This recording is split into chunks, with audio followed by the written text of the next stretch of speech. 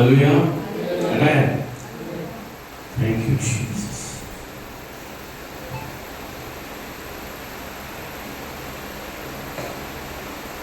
ஆண்டவர் ரட்சகருமாக இயேசு கிறிஸ்துவின் வல்லமையுள்ள நாமத்தினால் அனைவருக்கும் என் அன்பின் வாழ்த்துக்களை நான் கொண்டு வருகிறேன். மீண்டும் ஒரு பெருசனோடு இணைந்து திருச்சபையாக கர்த்தருடைய நாமத்தை உயர்த்தி தேவன் பாராட்ட இலக்கைகளுக்காக கர்த்தருக்கு நன்றி செலுத்துகிறேன். அருமையான சாட்சிகளை கேட்க தேவன் உதவி செய்தார். எனக்குரிய திருச்சபையில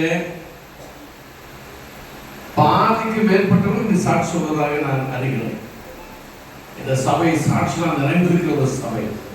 அப்படியானால் கர்த்தரிலே வாழ்கிறார், கர்த்தரிலே கிரியை செய்கிறார், கர்த்தருடைய நாமத்தை மகிமைப்படுத்திக் கொண்டிருக்கிறார்.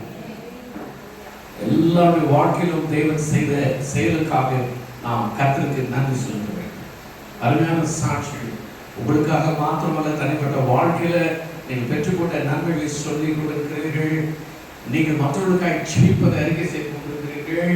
இதையெல்லாம் தேவன் கேட்டு திருச்சபையின் வாயிலாக அநேக வாழ்க்கையில கிறிஸ்து வாழும்படி கதவுகளை திறக்கிறதை அறிந்து கர்த்தருக்கு நான் நன்றி செலுத்துகிறேன். பிஷப் சொன்னதை போல நாட்கள் சமீபமாக இருக்கிறது. ஆண்டு வருகைக்கு நேராக ஆத்துமாக்களை அறுவடை செய்யும் பணியில நாம் இன்னும் தீவிரித்து வந்து கர்த்தருடைய நாமத்தை கொள்ளுகிற தொடர்ந்து மாறுபட்ட அநேக ஆண்டுகளை கூட்டி சேர்க்க கர்த்தர் திருச்சபைக்கு உதவி செய்வாராக. Jesus is the light of life mission. அருமையான ஒரு பேரை தேவன் கொடுத்திருக்கிறார். இயேசுவே இயேசுவே வாழ்வின் ஒளி. இந்த வாழ்வின் ஒளியை பெற்றுக்கொண்ட நாம் இரவில் இருக்கிற ஜனங்களுக்கு இந்த கிறிஸ்துவின் வெளிச்சத்தை அறிவிக்க, கிறிஸ்துவின் வெளிச்சத்தை கொண்டு செல்ல நாட்களே உதவி செய்வராக. அந்த அறிவிக்க நன்றி செவிகளுக்காக நன்றி செலுத்துகிறேன். தொடர்ந்து மறைக்க செவித்துக் கொள்ளுங்கள். கேட்டு கர்த்தர் இந்த நிமிடம் வரைக்கும் ஜீவனை தப்புவித்து கர்த்தர் நாமத்தை நிமித்தம் நடத்தி கொண்டு வருகிறார். நாட்டு சித்தமான வேளையில் தேவன் அவர்களை இந்த சபைக்கு கொண்டு வர நான் விசுவாசிக்கிறேன்.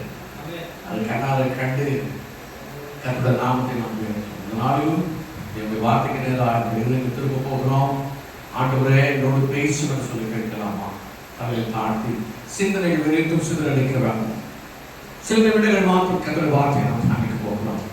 அருமையான சாட்சிகள் உள்ளத்தை புதுப்பித்துக் கொண்டிருக்கிறார்கள்.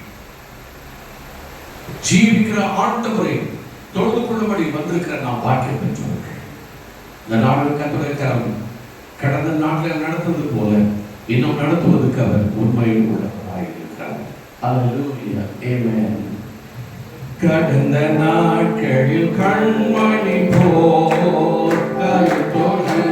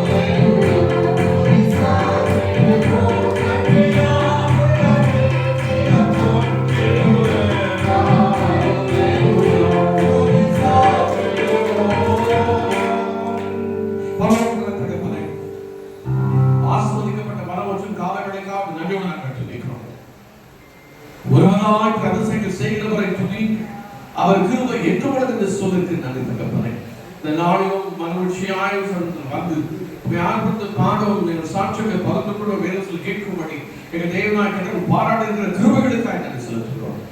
வந்து காண்கள் திறந்தவர்களாக அவர்களை கேட்டு நடந்து நாம உதவி செய்யும். இயேசு கிறிஸ்துவின் நாமத்தில் வேண்டிக் கொள்கிறோம் எங்கள் பரிசுத்தமுள்ள நல்ல பிதாவே. ஆமென். 146 சங்கீதம் 5ஆம் வசனத்தை நாம் தியானிக்கலாம். 146 சங்கீதம் 5ஆம் வசனம்.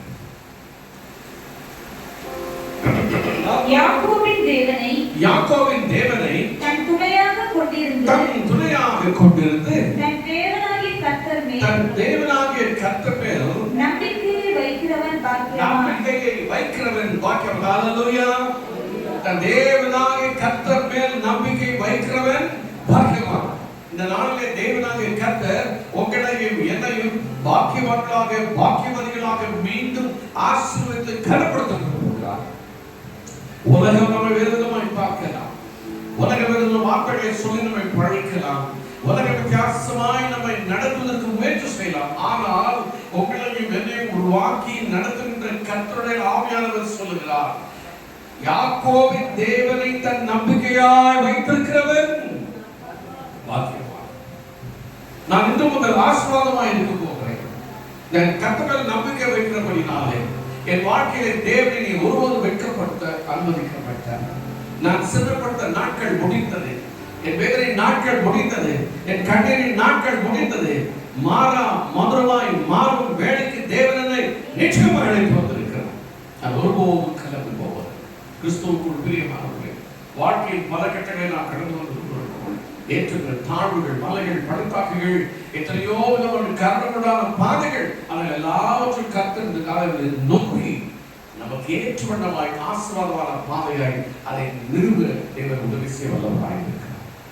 தேவனுடைய வார்த்தை சொல்கிறது, உங்கள் வாழ்க்கையில நீங்களும் நாமும் பெற்றுக்கொள்ள வேண்டிய ஒரே ஒரு காரியம் நம்முடைய நம்பிக்கையை ஆண்டவராகிய இயேசு கிறிஸ்துவில் மாத்திரம் வைக்க வேண்டும்.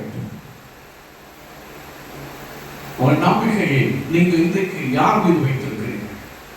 அநேகர் சொல்கிறார்கள், நான் இவரை மலை போல் நம்பியிருக்கிறேன், இந்த குடும்பம் தான் எனக்கு எல்லாவற்றும் உதவி செய்யக்கூடிய குடும்பம், இந்த அதிகாரி ஒருபோதும் என்னை ஏமாற்ற மாட்டேன். விதவிதமான கோரணிலே, வித்தியாசமான சூழ்நிலைகளிலே நாம் அநேகர் மீது நம்முடைய நம்பிக்கை திசை திருப்பப்படுகிறோம். ஆனால் வேதம் சொல்கிறது, யாக்கோபின் தேவனை நம்பிக்கை, அவர் மீது மாத்திரம் நம்பிக்கை வைக்கிற மனுஷனே பாக்கியவானாய் மாறுவான். 118ஆம் சங்கீதம் 8ஆம் வசனத்தை வாசித்து பாருங்கள். வேதவர்கள் சொல்கிறார்கள், வேதாகமத்தின் மைய வசனமே இந்த வசனம் தான். மனுஷனை நம்புவதை பார்க்கிலும் கர்த்தர் பேரில் பற்றுதலாய் இருப்பதே நலம். மனுஷனை நம்புவதை பார்க்கிலும், நாசிலே சுவாசம் உள்ள மனிதனை நம்புவதற்கு அவர் ஏமாற்றம் என்று சொல்லி வேதம் சொல்லுங்கள். இன்னைக்கு மனிதன் வாக்கை சொல்லுவான், நாளை தினமே அந்த வாக்கை மாற்றிக் கொள்வான், அல்லது இல்லை என்று மறந்து விடுவான். ஆனால் தேவன் தான் சொன்ன வார்த்தையை கொண்டாலும் வீணாய் தரையை விழுந்து போகும்படி அவர் அனுமதிப்பது இல்லை. தான் சொன்னதை தன்னுடைய கரங்களாலே நிறைவேற்ற வல்லவராய் இருக்கிறார். இதுக்காக இப்படி எந்த துக்கத்தோடு வந்திருக்கிறீர்கள்? எவ்வளவு கடினோடு வந்திருக்கிறீர்கள்? அப்பா, எனக்கு உதவி செய்ய ஒருவரும் இல்லை, திகைத்து இருக்கிறேன்.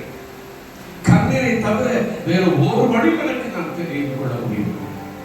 உங்கள் பாதை யாவும் இன்றைக்கு தேவனால் ஆசீர்வதிக்கப்படுவது ஒருபோதும் கலங்கி போகாமல் குறைகள் நிறைவேற்ற கருத்து எல்லாவற்றிலும் உங்களுக்கு மேலும் நன்மை செய்ய அவர் வல்லவராக இருக்கிறார். அழுவின் பள்ளத்தாக்கை உருவ நடந்ததை நீரூற்றாற்றிக்குள் வார்த்தைப்படியே நீங்கள் கடந்து வந்த பார்வையினால் இனி ஆசீர்வாதத்தின் நீரூற்றாய் மறுபடிக்கு என் தேவனாகிய கர்த்தருடைய கரம் என்றைக்கு நிச்சயம் உங்களுக்கு அற்புதங்களை கொண்டு வரும். 118ஆம் சங்கீதம் 9ஆம் வசனம் சொல்கிறது, மனுஷன் மாத்திரமல்ல, அந்த மனுஷனுக்கு மேலாக இருக்கிற இன்னொரு இருக்கிறார், அவர் பெயர் பிரபு என்று சொல்லப்படுகிறது. பிரபுக்களை நம்புவதை பார்க்கிலும் கர்த்தர் பேரிலே பற்றுதலாய் நம்பிக்கையாய் இருப்பது. மனுஷனையும் நம்ப வேண்டாம், பிரபுக்களை நம்ப வேண்டாம், ஆண்டவர் மீது உறுதியாய் பற்றி. நீதிமொழிகள் 28ஆம் அதிகாரம் 25ஆம் வசனத்தை வாசித்து பாருங்கள். வேதம் என்ன அழகாக சொல்கிறது பாருங்கள். கர்த்தரை நம்புகிறவனோ செழிப்பான். யார் ஆசீர்வாதமாக இருப்பார்கள், யார் பாக்கியவான்களாக இருப்பார்கள், யார் உயர்த்தப்படுவார்கள். வேறு விடப்பிடுவாய் சொல்லுகிறது, கர்த்தரை நம்புகிறவன் மாத்திரமே. கர்த்தரை நம்புகிறவனோ அவரே செழிப்பாய். ஆண்டவரே, நான் துயரத்தில் இருக்கிறேன், வியாதியில் இருக்கிறேன், படுக்கையில் இருக்கிறேன், எனக்கு ஆறுதல் சொல்லு. ஒருவரும் இல்லை. எனக்கு அடைக்கலம் தேடி அழைக்கிறேன், எங்கே போகட்டும். உனக்கு ஒரு சங்கீதம் 2ஆம் வசனம் சொல்கிறது, நான் கர்த்தரை நோக்கி என் அடைக்கலம், என் கோட்டை, என் தேவன், நான் நம்பி இருக்கிறவர் என்று சொல்லுவேன் என்று சங்கீதம். நீரே நம்பிக்கை ஆண்டவரே, உம்மை நம்பி இருக்கிறேன், நான் வெட்கப்படுவதில்லை. யாரெல்லாம் தேவர்கள் நம்பிக்கை வைத்தார்கள், என்னென்ன சூழ்நிலை நம்பிக்கை வைத்து ஆண்டவரை நோக்கி கூப்பிட்டார்களோ அதே சூழ்நிலை இறங்கி வந்து தேவன் அவர்களுக்கு அற்புதம் செய்தது இந்த வேதாகமத்தில் பதிவு செய்யப்பட்டிருக்கிறது. இன்னைக்கு உங்களுடைய வாழ்க்கையில் கூட ஒரு திட்டத்தை தேவன் நிறைவேற்றும்படி அவரோடு கூட காத்திருக்கிறார். ஒன்றை குறித்தும் கலக்க வேண்டாம், ஒன்றை குறித்தும் சோர்ந்து போக வேண்டாம்.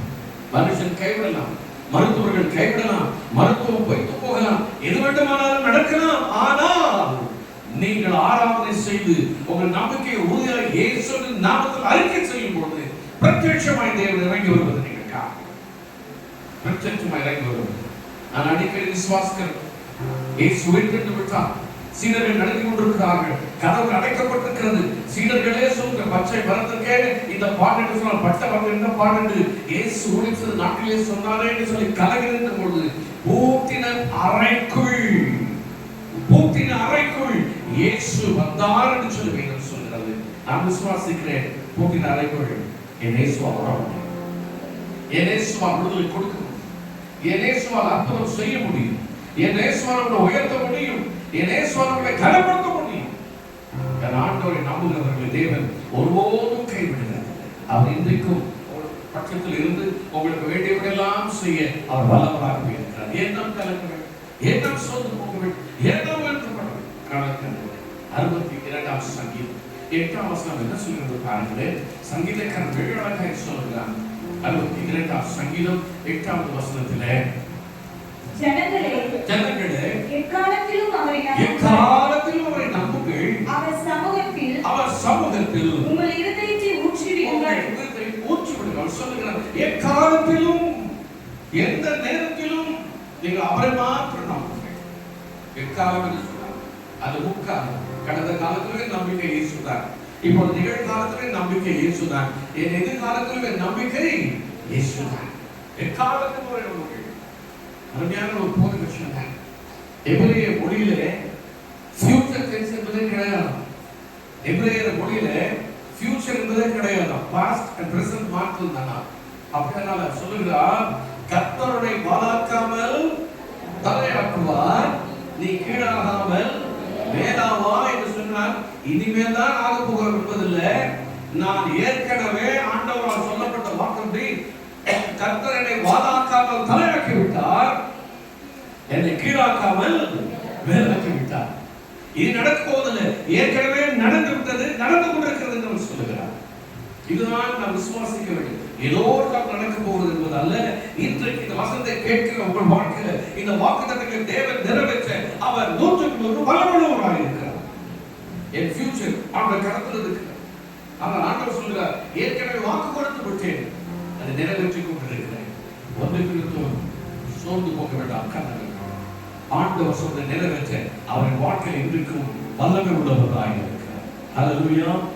எதுக்க நாட்டில் முடிவு, என் கண்ணிற்கு ஒரு முடிவு வந்து விட்டது. ஆண்டவர் சொன்னார், இனி அழுது கொண்டிராய், கண்ணீருக்கும் ஜெபத்துக்கும் நான் உருக்கமா இறங்கி தீவிரமா நடப்பேன். உண்மை உறுதியாய் பற்றிக் கொண்டிருக்கிற உண்மை நம்பியிருக்கிறீர்களா? நீர் அவரை பூர்ண சமாதானத்தோடு காத்துக்கொண்டு சொல்லுவேன் சொல்லுங்க. என் கலங்கள் யாக்கோபின் தேவனை தன் நம்பிக்கையாக வைத்திருக்கிற மனுஷன் வாழ்க்கை 20ஆம் சங்கீதம் 1ஆம் வசனத்தை வாசித்து பாருங்கள். எந்த நேரத்தில் அவர் நமக்கு அடைக்கலமாய் இருக்கிறார். ஆபத்து நாளிலே கர்த்தர் ஜெபத்தை கேட்பாராக. யாக்கோபின் தேவன், யாக்கோபின் தேவனுடைய நாமம் உமக்கு உயர்ந்த அடைக்கலமாய் இருப்பார். உயர்ந்த அடைக்கலம், இதை விட மேன்மையான அடைக்கலம் ஒன்றுமில்லை, இதை விட மேன்மையான அடைக்கலம் ஒன்றுமில்லை.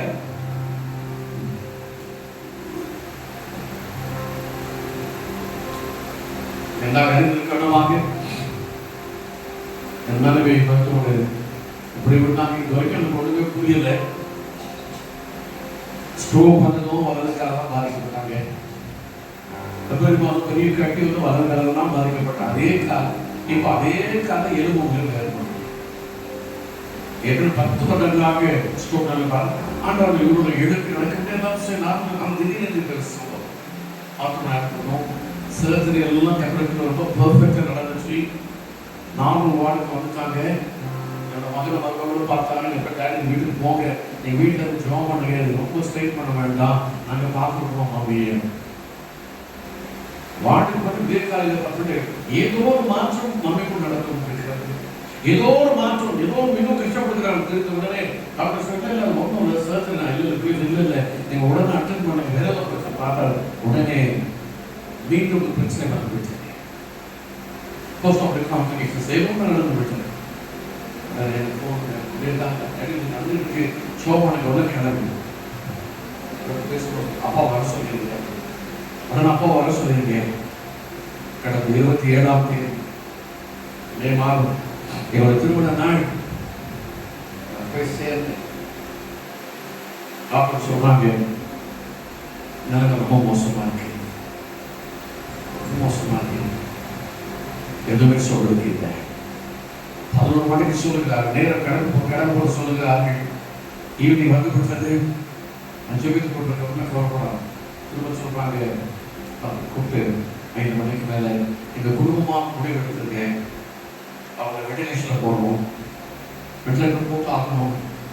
என் மகன் அமைதியாக இருக்கிறேன், ஒன்று மட்டும் ஜோப் ஸ்டார்ட்ல இருக்கேன். என் மகன் கேட்டான், வெண்டிலேட்டர் போட்டால் என்ன நடக்கும்? 10% மாத்திரம் உத்தரவாதம் இருக்கு, சொல்ல முடியாது. போராட்டால் 1% குறுக்குறைவாக இருப்பார்.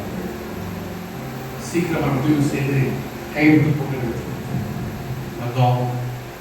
3 பேர் பண்ணோம், முடிவெடுத்தோம். ரைட், கருத்தில் ஒப்பு கொடுப்போம். கருத்தை பார்த்து சேமன் கொடுத்துட்டோம். சொன்னாங்க, என்ன நேரத்தில் சொன்னாங்க, எனக்குரிய அவருடைய நேரத்தில் முன்குத்து கொண்டே வந்தார். கையில் கட்டப்பட்டது திரும்ப சிரிப்போம்.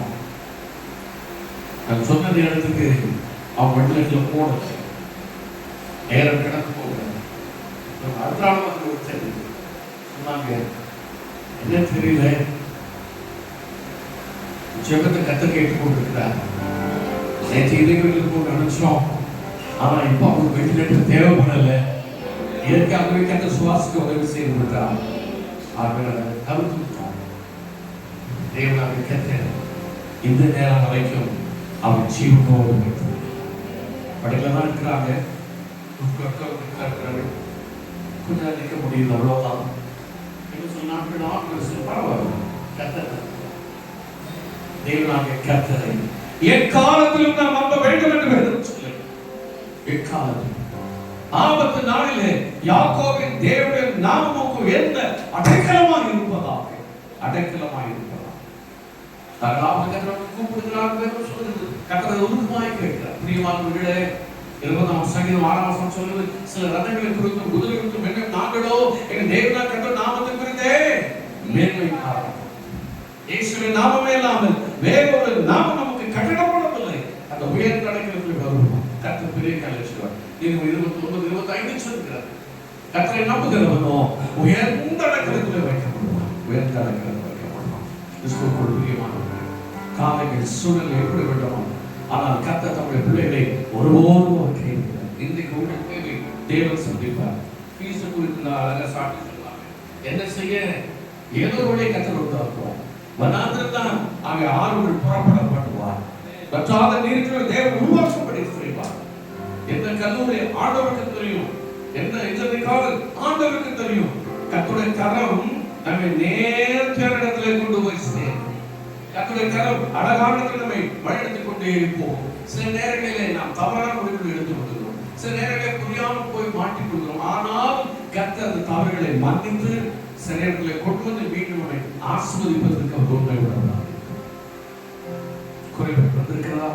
கர்த்தரை நாம் பிரச்சனைகள் இருக்கிறதா கர்த்தரை நம்புங்க.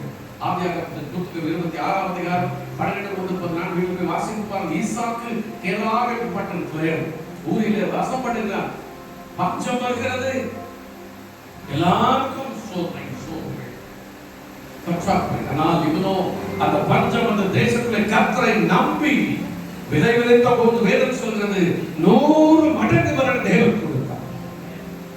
100 மடங்கு தேவன் கொடுத்தார். 100 மடங்கு வேதம் சொல்கிறது. கர்த்தர் தாம் சொன்னபடியே 3வது வாசிக்கும் பொழுது நான் உன்னோடு கூட இருந்து உன்னை ஆசீர்வதிப்பேன். அதை அப்படியே நம்பினான். கர்த்தர் மேல் நம்பிக்கை வைத்தான். ஆண்டவர் சொல்லியிருக்கிறார், நான் உன்னோடு கூட இருப்பேன், உன்னை ஆசீர்வதிப்பேன். தேவன் சொன்னதை ஒருபோது மாற்றிக்கொள்ள தேவன் அல்ல.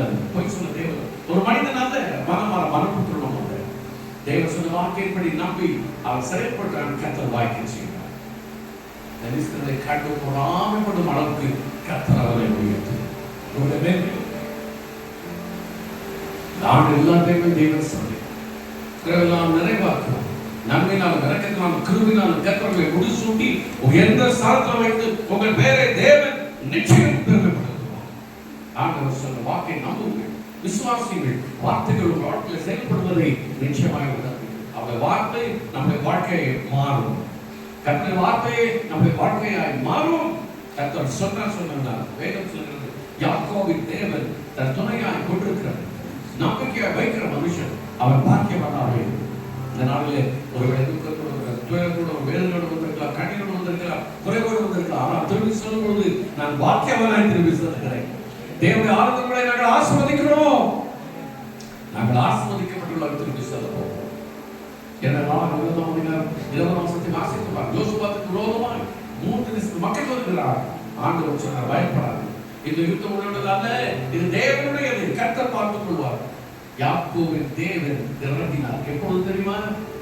யோசுவா, ஆண்டவரே என்னை ஜெபம் பண்ண தெரியல, உதவி செய்ய. கர்த்தரை நம்பிக்கை வைத்து பிரச்சனைகள் மத்தியில் சத்துருக்கள் பெருகி இருக்கிறார்களே, தகப்பனே உதவி செய்யும் என்று சொல்லி தன் நம்பிக்கை ஆண்டவர் மீது வந்து உபவாசம் என்று சொல்லிக்காரர்.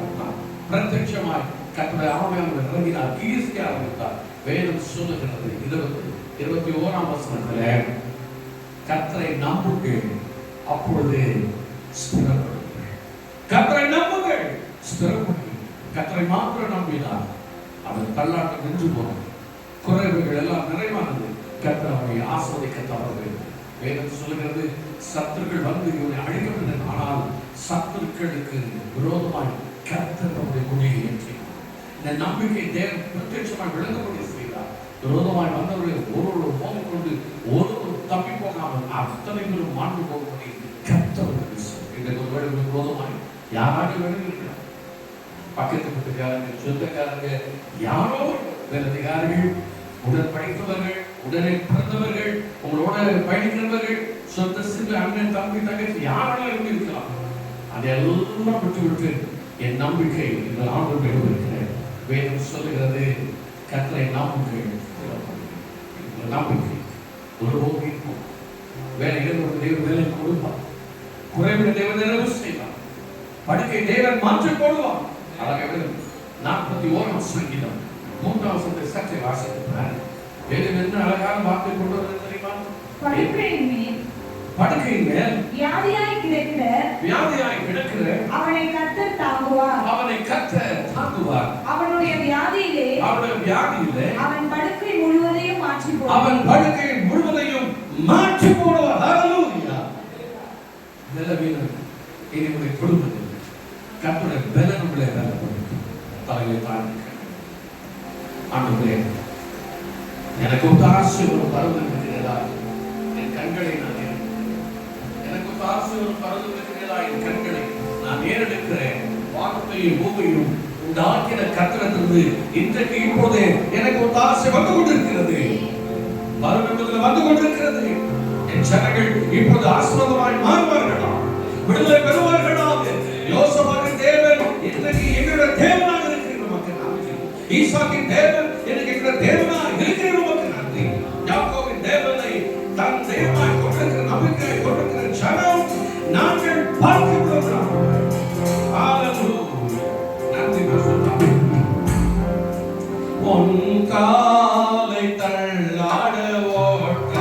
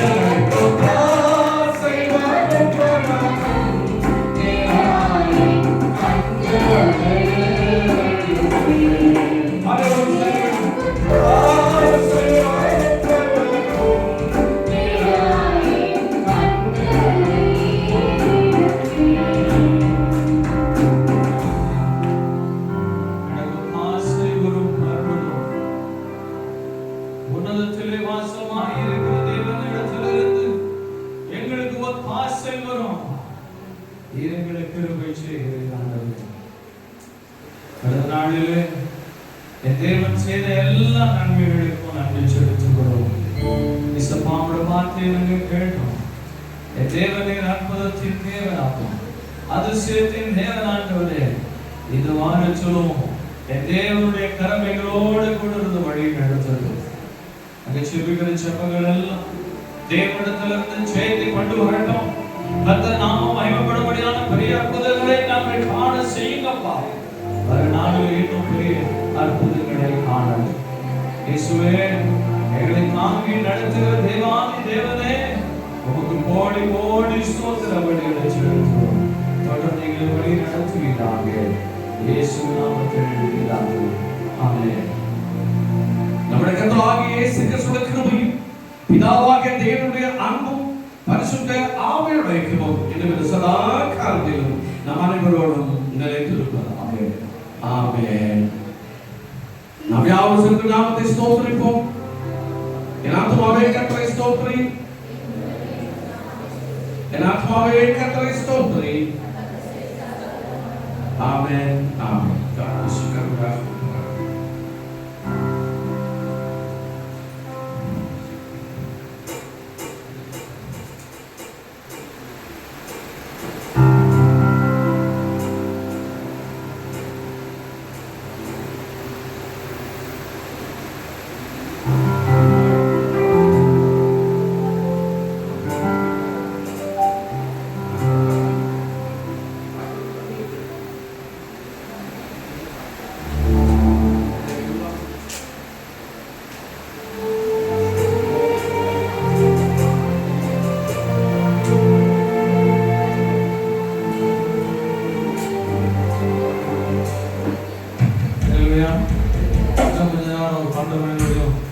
சர்வீஸ் கண்டினியூ பண்ணலாமா? அல்லேலூயா. அத்தனை பேருக்கு கண்டினியூ பண்ணலாம்னு இருக்கீங்க. ஆமென். இந்த வாட்சியை கர்த்தர் சீக்கிரமாக நிறைவேற்றணும். அநேக சர்வீஸ்கள் கர்த்தர் ஆலயத்தில் நடத்துவதற்கு கர்த்தர் கிருபை செய்வார். வாலிபர்கள் உங்களுடைய பேர்களை சத்தியப்பிரதர்கிட்ட கொடுத்துருங்க. யாரெல்லாம் இன்ட்ரெஸ்டடாக இருக்கீங்களோ உங்களுடைய பேர், உங்களுடைய கான்டாக்ட் நம்பர், உங்களுடைய அட்ரஸ். எதற்கு அப்படின்னா யாருக்கு எதுக்காக? தேவ சேனைக்காக. இல்லையா? யாருக்காக? தேவனுடைய சேனைக்காக. ஒரு காரியம் உங்களுக்கு